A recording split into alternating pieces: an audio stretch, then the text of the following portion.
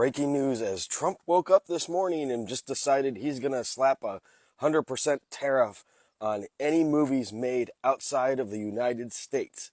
Now, it's unclear how this would actually be imposed. It would be the first tariff ever on a service rather than a product. Of course, he did this in a Truth Social post, and he said California has been particularly hard hit, which is correct. He says it's due to our incompetent governor, Gavin Newsom, which is not true whatsoever.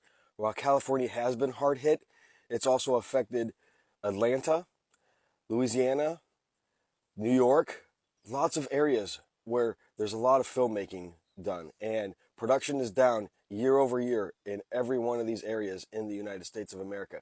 But imposing a tariff is going to be a very complicated thing, because while they do production overseas for a lot of these now, simply because it's cheaper, it's just so much cheaper to do over there than it is here.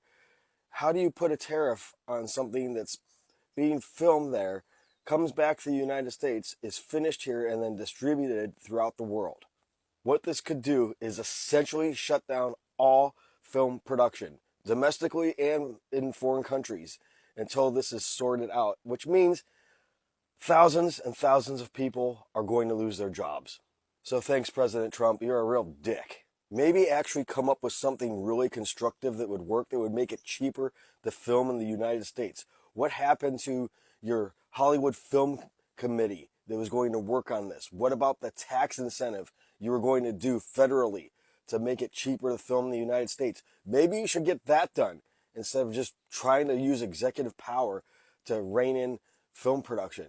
Or maybe you should go talk to all your billionaire buddies that run the studios now and tell them, hey, you need to come back and film here. This is not the solution. It will not work. As always, let me know your thoughts on this. Comment, like, share, spread the word, follow, subscribe, and I'll see you back here for the 411. Hello, good morning. Happy Monday. Let's take a look at some new tariffs that will be put in place because Donnie's looking out for all of us. Well, first of all, in order to make North Carolina, which has completely lost its furniture business to China and other countries, great again, I will be imposing substantial tariffs on any country that does not make its furniture in the United States. Details to follow. President DJT. He's feeling extra cool today. I'm President GJT. You can't mess with me. And then, of course, the film industry. Our movie-making business has been stolen from the United States of America by other countries, just like stealing candy from a baby. California, with its weak and incompetent governor, has been particularly hit hard. Therefore, in order to solve this long-time, never-ending problem, I will be imposing a 100% tariff on any and all movies that are made outside of the United States. Thank you for your attention to this matter. Make America great again. President DJT. You can't mess with me.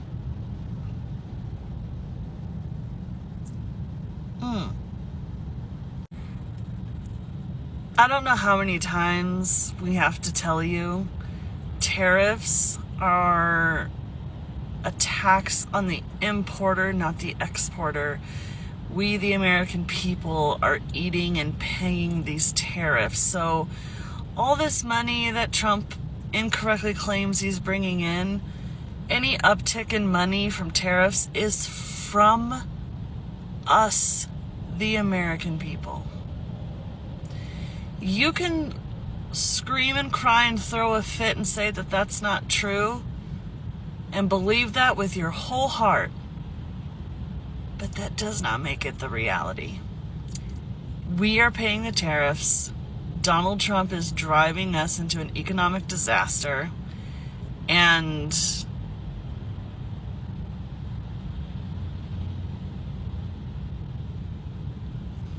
that's it.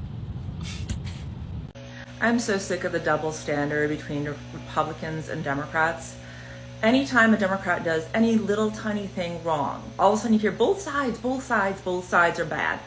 Well, no, they're not, because what happens is you've got apples and oranges. Once in a blue moon, a Democrat will fuck up and do something wrong. Meanwhile, virtually the entire Republican Party is constantly doing stuff wrong, fully knowing that they're doing stuff wrong, and blatantly not caring.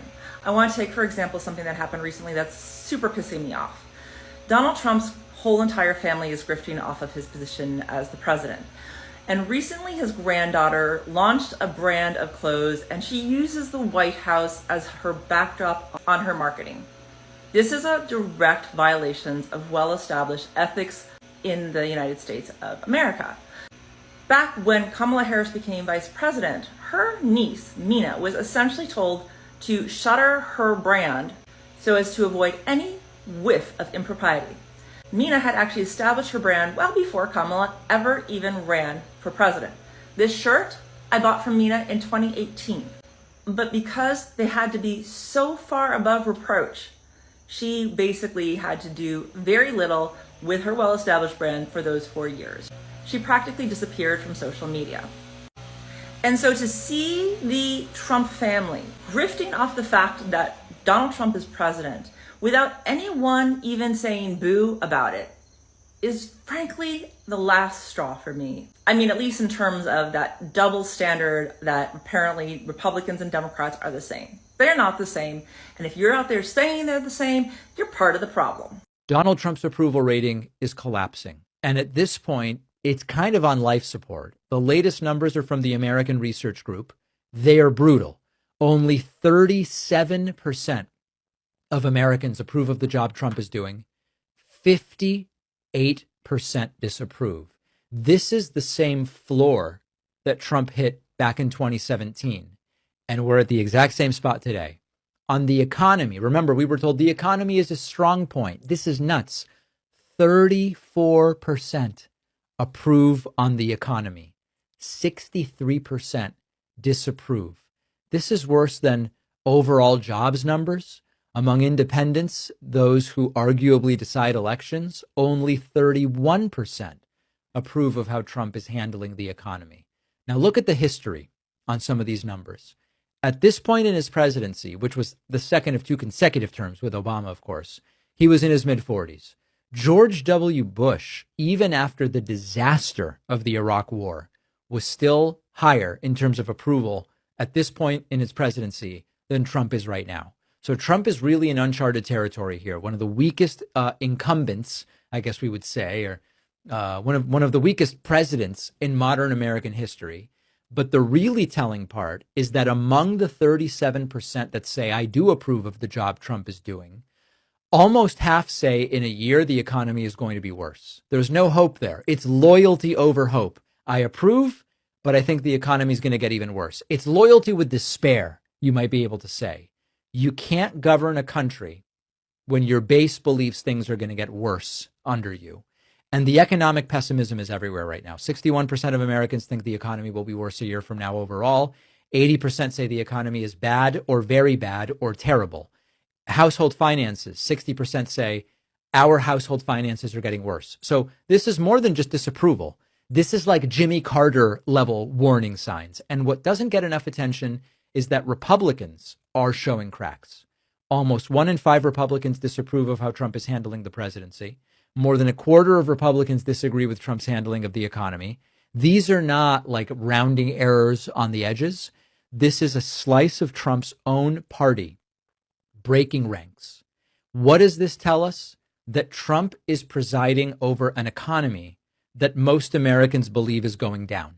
I know where the missing alligator Alcatraz detainees are, or at least what appears to be a significant portion of them. But please help me get this out so that their loved ones can get this information. They are at Camp East Montana at Fort Bliss. If you're unfamiliar, recently the Miami Herald came out with a report saying that around 1,200 detainees that were held at Alligator Alcatraz were now missing in the system. Over 450 listed no location and only instructions to call ICE for details, and around 800 detainees showed no record on ICE's online database at all. I reached out to Taylor, who is a social worker with multiple multiple clients in these facilities. You may recognize her because about a month ago, I made a video answering her questions about why detainees were very suddenly being moved out of Alligator Alcatraz. So when this report surfaced, I of course reached out to her directly because she's on the ground. She has also shared information about this. She confirms that multiple individuals that were listed as call ICE for details were being held at Camp East Montana, as well as at least one client that had no tracking information whatsoever on the site. And they report that many of the people who were being held at Alligator Alcatraz are also there. The facility can reportedly hold up to 5,000 individuals, so there's a good chance that most of the Alligator Alcatraz detainees were all transported there together. That said, the Miami Herald had tracked down 2 individuals, I believe, that had been deported without their families being alerted. According to Taylor, ICE told her that if it says call ICE for details, they are being held at this facility. We obviously can't confirm that 100%, but that's a place to start looking. So in addition to the fact that detainees at Alligator Alcatraz aren't listed in the federal database because it's a state-run facility, and that while being transported, their status is not updated, when they were transported to this facility, which is basically new and has at least 60 violations in 50 days according to the Washington Post, and possibly may not even be fully staffed, the center has been unable to properly process all the detainees. There are issues with tablets and an app they have to use to contact their family members. Because they're in a whole new state, many of them have lost their legal representation and also can no longer be taken to their court dates to do what they need to do. But because of this whole mess, many have been unable to make contact with their lawyers. It's a whole mess. Taylor has more details, but if you are looking for one of the missing Alligator Alcatraz detainees and they are either not listed on the website or it says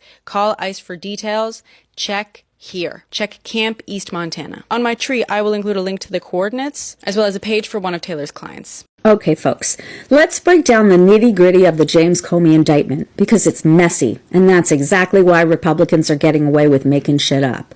The indictment is short and vague, but it's basically about whether or not James Comey authorized leaking information to the press. It's possible it's relating to leaks about the Russia investigation, but the indictment doesn't delve into specific details about what was leaked or when.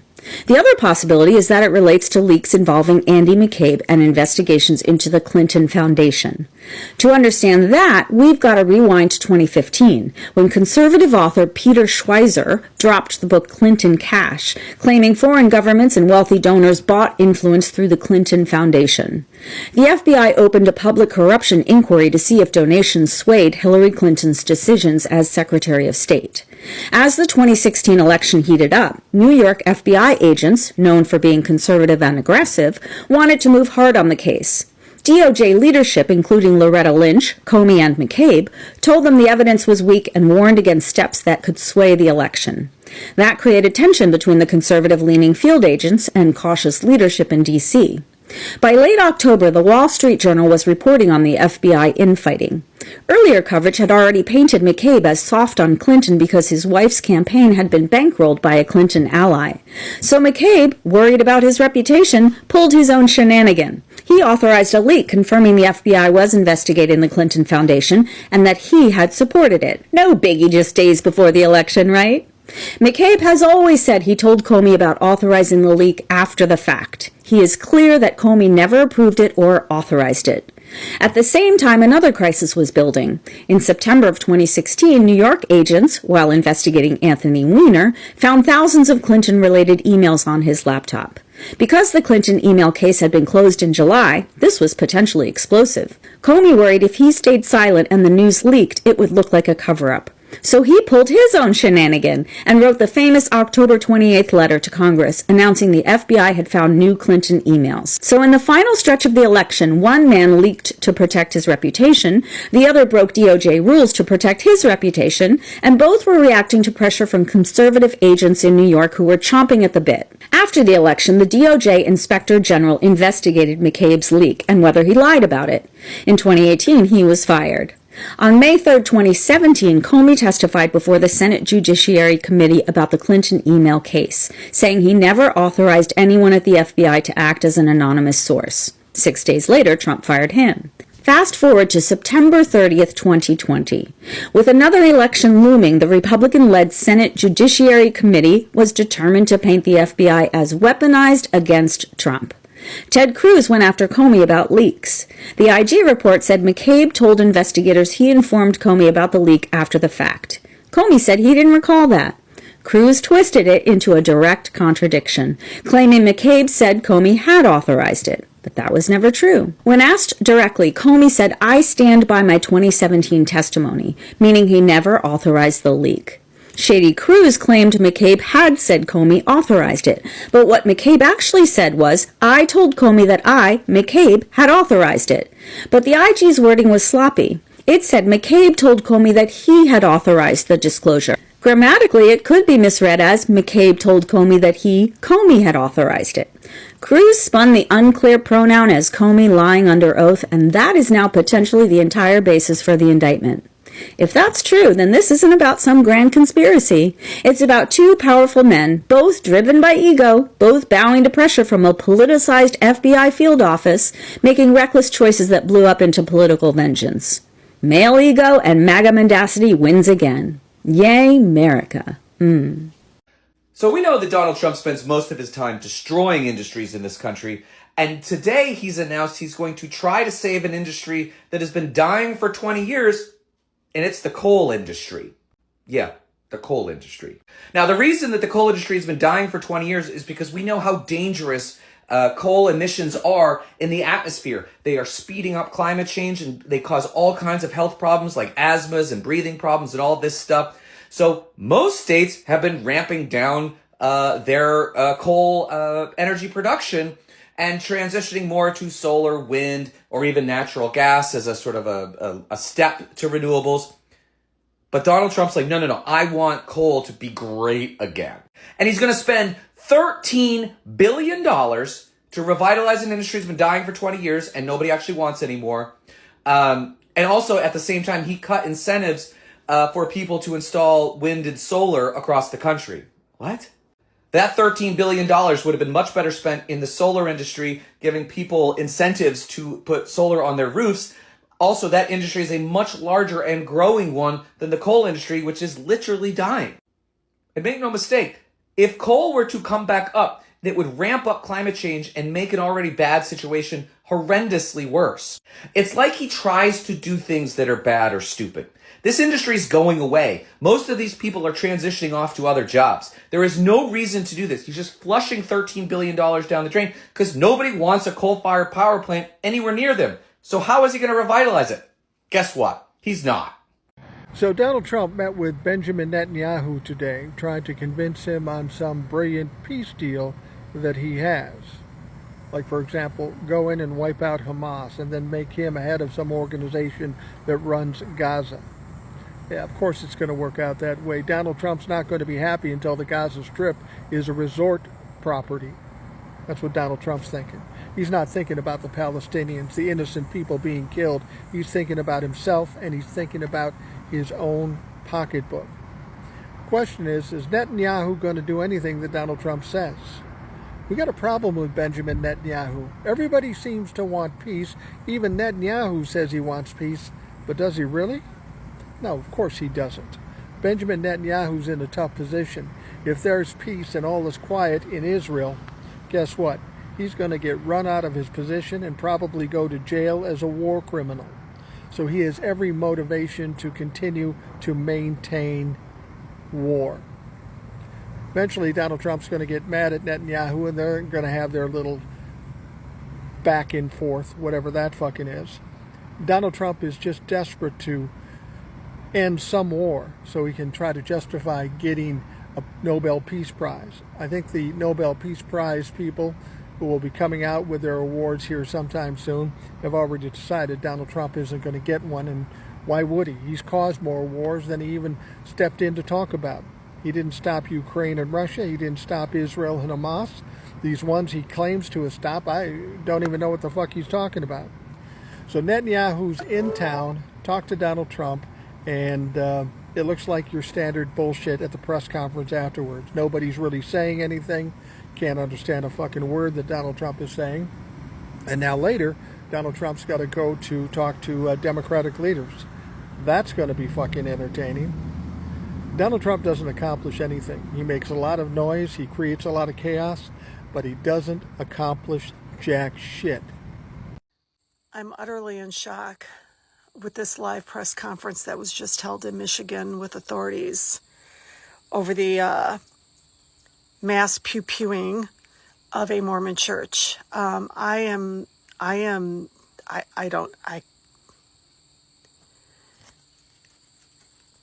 Gretchen Whitmer opened the live press conference.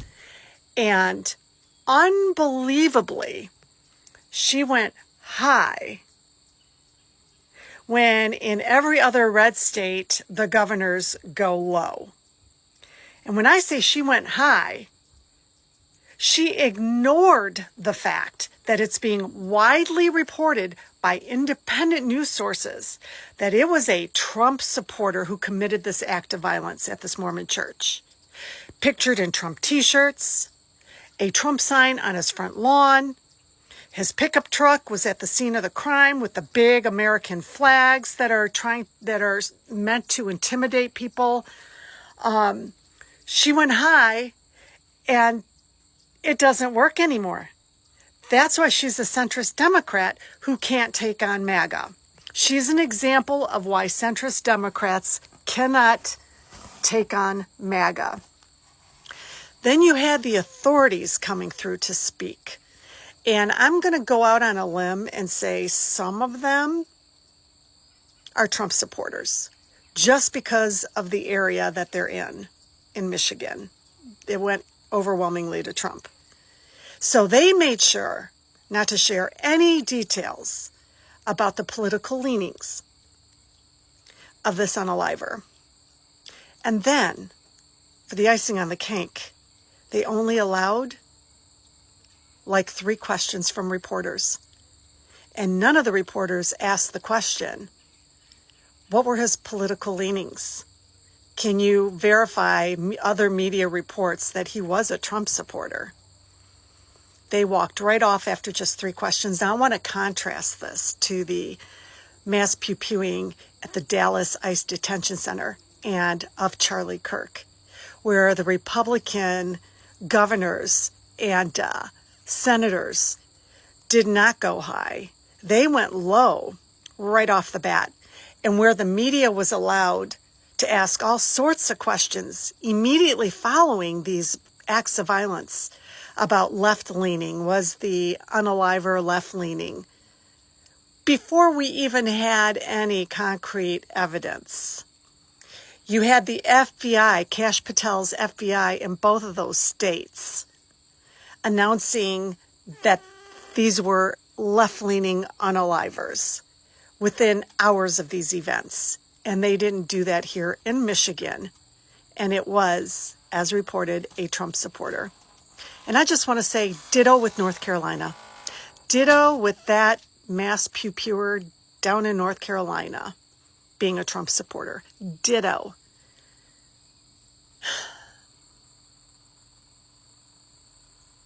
Where are the Democrats? Oh, I wasn't clear? Sorry, hang on, let me clear that up. Remember how I said if you leave the Steeple people together alone, they start picking at each other because they don't even agree between each other?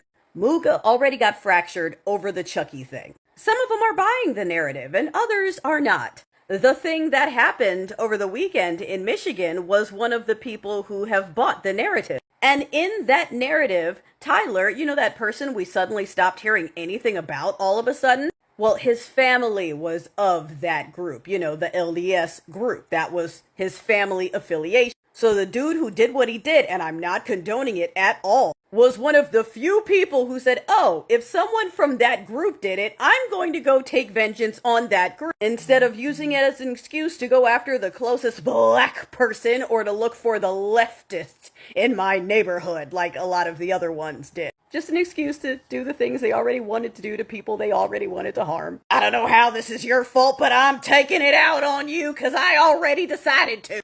So the Hatter Steeple people have proclaimed that the LDS, to them, don't count as Steeple people. So now it's LDS versus the Hatters that consider themselves Steeple people and are buying into the 3-letter agency narrative on what happened for their Chucky. And the other Hatters are digging in on the theorist side of things, and I mean, I'm not disagreeing with a lot of what they're finding and saying. And yeah, I know Noodle Who is here. Again, like, why are y'all always shocked that he always brings this dude over here? Whenever he says he's not gonna do something for ice cream, it's bullshit.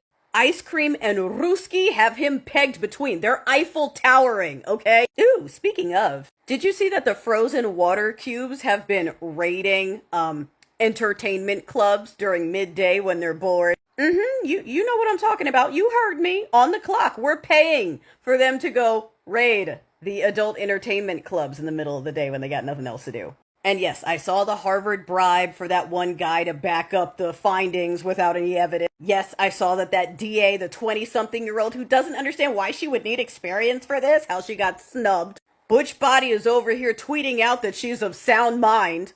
And that Mace chick is actively telling pregnant women to take ibuprofen, which is the thing that has medical research that shows it's not good. Not good. So, of course, they're telling people to take that one, because that's where we are. And while we wait to see what happens with yet another shutdown, I hope you saw that at least 100,000 federal employees are getting ready to resign en masse as a movement. You know, but it begins with a P, but I can't say that word because I can't say that word here. You know, okay, I'll be back. I'll be back.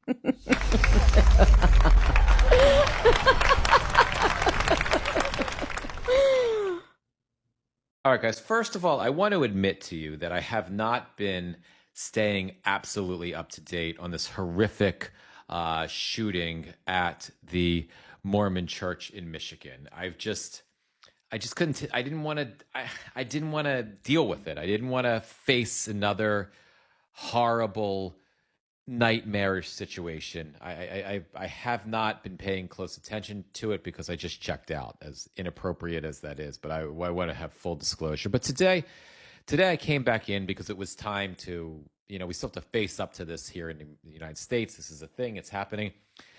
But one thing I had wondered, though, while I was checked out of this horrific situation, is I'm not checked out of the news. I'm always engaged in the news. I'm always on here.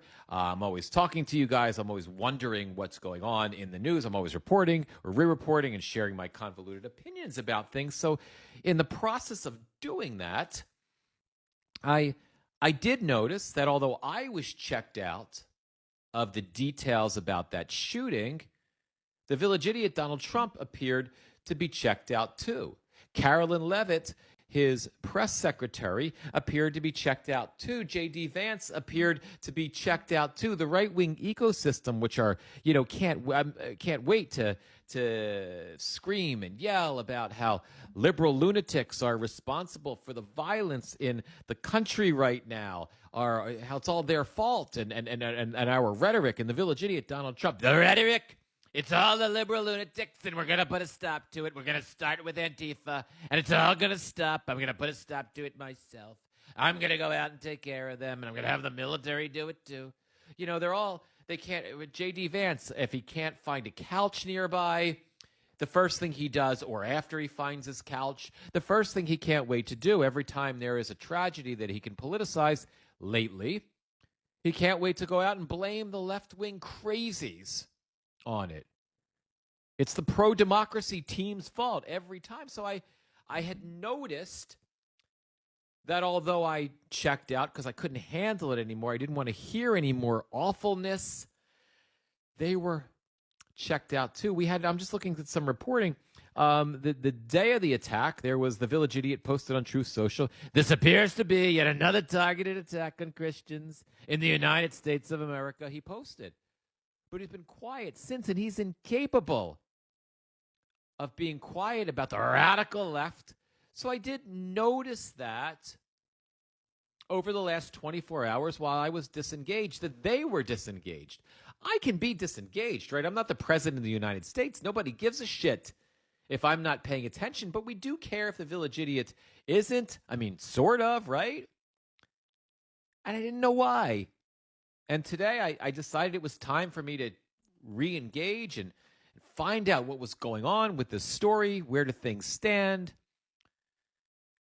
I now know why he's not engaged. It's not such a big deal. This is unimportant, this particular church, because to the village idiot Donald Trump, to J.D. Vance, to Carolyn Leavitt, to Kash Patel, to all the creeps that couldn't wait to blame everything on Democrats because this was a Trump guy. The assailant this time was a Trump guy. And somehow it's just not that important the precious lives that were lost when it's a Trump guy who did it, when it's a right-wing extremist. I'm going to read you some reporting from The Guardian real quick. Mormon church shooting suspect had Trump sign outside his home, records show. The gunman who killed at least 4 worshipers, wounded 8, and was shot to death by police Sunday at a Mormon church in Grand Blanc Township, Michigan, had a sign emblazoned with the last name of Donald Trump outside his house, public records show. The president responded on Sunday, like I said, to the shooting, saying, there's still a lot to learn about the deceased suspect, identified as a 40-year-old Thomas Jacob Sanford. This appears to be yet another targeted attack on Christians in the United States of America. Trump's comments were notably calm and measured compared to his remarks earlier following the killing of right-wing activist Charlie Kirk, so forth and so on. It goes into that story. But then images of Google Maps taken in June show that Sanford had a blue sign with Trump's last name attached to a shed on the side of his house in Burton, Michigan, about a 15-minute drive from the Church of Jesus Christ of the Latter-day Saints. Authorities say he targeted Sunday morning. So is that what makes this unimportant? That it was a Trump guy that did it? That he can't blame the Democrats? He can't politicize the Democrats for this? He can't politicize the left for this? He can't try to encourage more violence by blaming the left and talking about how he's going to go after them? Is this why this murder doesn't matter to him? Because it clearly doesn't, because he has nothing to say about it. He can't shut up about the murders that are folks from the extreme left, or that they make up and pretend are folks from the extreme left. They can't shut up about that. But they can't talk about this even at all, period. Nothing at all. You see, this is the difference, though, between the pro-democracy community, which includes the left and includes the middle and includes most people who have a sense left of the decency of humanity, and Donald and Trump. The difference is that we actually do care about people's lives, whether they're on the right or the left. It's not that important when a maniac gets a hold of a gun and unfortunately murders people, no matter what their political persuasion is, no matter who the fuck they voted for. We care because people lose their lives. Moms lose husbands. Kids lose moms. Moms and dads lose kids. We care about that. It hurts us because we have our humanity left. Those who just don't feel this now, you got to shift. You don't feel this now. It's not important because it wasn't a left-wing extremist. It was a guy with a Trump sign. You got to shift. You can't be this way. This is unacceptable. You got to shift gears. You've got to reclaim your humanity. Trump can't. His mental instability, his malignant narcissism, or whatever his actual diagnosis would be if he were to get one, precludes him from having the ability to care about anything that isn't entirely beneficial to him. And if you doubt me, look at this situation. Look at how vocal he is not in any capacity, and tell me I'm wrong.